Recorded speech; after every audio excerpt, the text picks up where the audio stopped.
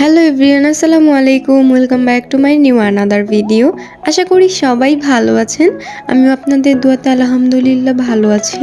আজকে আমি আমার ফ্রেন্ডকে নিয়ে চলে যাচ্ছি বাংলাদেশ সিটি হসপিটালে, যেটা রোহিতপুরে। অ্যান্ড আপনারা আবার ভাববেন না যে আমরা হসপিটালে ট্যুর দিতে যাচ্ছি, সেটা একদমই না। লাস্ট মান্থে আমার ফ্রেন্ড ভার্সিটির সিঁড়ি থেকে পড়ে গিয়ে পায়ের মধ্যে মোটামুটি ভালো ইনজুরি হয়েছিল, কিন্তু সেটা ও খেয়াল করেনি।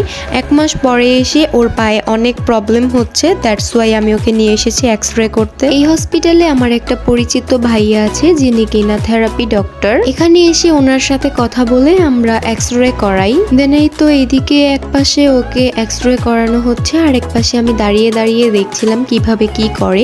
ও এমনিতেও ভয় পাচ্ছিল, দেন আমি এখানে দাঁড়িয়ে দাঁড়িয়ে ওকে একটু সাহস দিচ্ছিলাম। এক্সরে করানোর পর আমরা চলে গিয়েছিলাম ভাইয়ার চেম্বারে।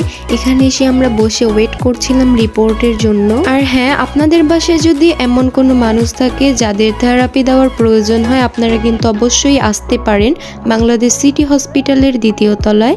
এসে দেখতে পারেন, অনেক ভালো থেরাপি দেয়। দেন রিপোর্ট এনে আমরা এখানে ভাইয়াকে দেখাচ্ছিলাম, অ্যান্ড উনি দেখে বলতেছিল যে ব্যথাটা আগে পেয়েছিল, অনেকদিন পরে আসার কারণে একটু প্রবলেম হয়েছে।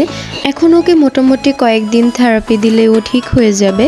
দেন আমরা রিপোর্ট দেখিয়ে হসপিটাল থেকে বেরিয়ে পড়লাম। দেন সেখান থেকে আমরা চলে যাই অ্যাপেক্সের একটা শোরুমে, কজ আমার কিছু জুতা কেনার ছিল।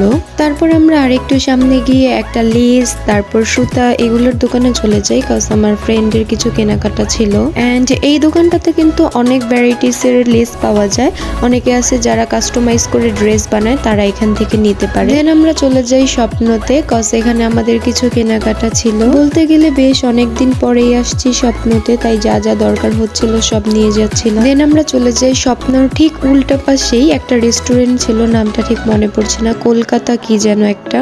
তো আমরা সেখানেই চলে যাচ্ছিলাম। অ্যান্ড এখানে এসে আমরা রুমালি রুটি অ্যান্ড চিকেন চাপ, জালি কাবাব এগুলো নিয়েছিলাম। মজার ব্যাপার হচ্ছে, একটা লোক সামনে দিয়ে যাচ্ছিল, বলতেছিল যে এটা তো রুমালি রুটি না, এটা হচ্ছে থাপড়াই না রুটি।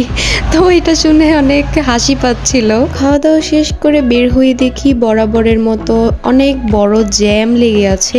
দেন আমরা চলে যাই এটিএমে, আমাদের কিছু টাকা উঠানোর ছিল, তো সেগুলাই উঠিয়ে নিচ্ছিলাম। অ্যান্ড টাকা হাতে থাকলে কিন্তু নিজেকে অনেক বড়লোক ফিল হয়। হাঁটতে হাঁটতে চলে আসলাম রামেরকান্দা প্রাইমারি স্কুলের এখানে এসে আমরা ফুচকা নিব। আর দেখেন কি অবস্থা, এখানেও লম্বা জ্যাম ছিল। সো এভরিওয়ান, আজকের ভিডিওটি এই পর্যন্তই। সবাই ভালো থাকবেন, সুস্থ থাকবেন। অ্যান্ড আপনারা যারা এখনো আমার পেজটিকে ফলো করেননি, তারা অবশ্যই একটা ফলো দিয়ে পাশে থাকবেন।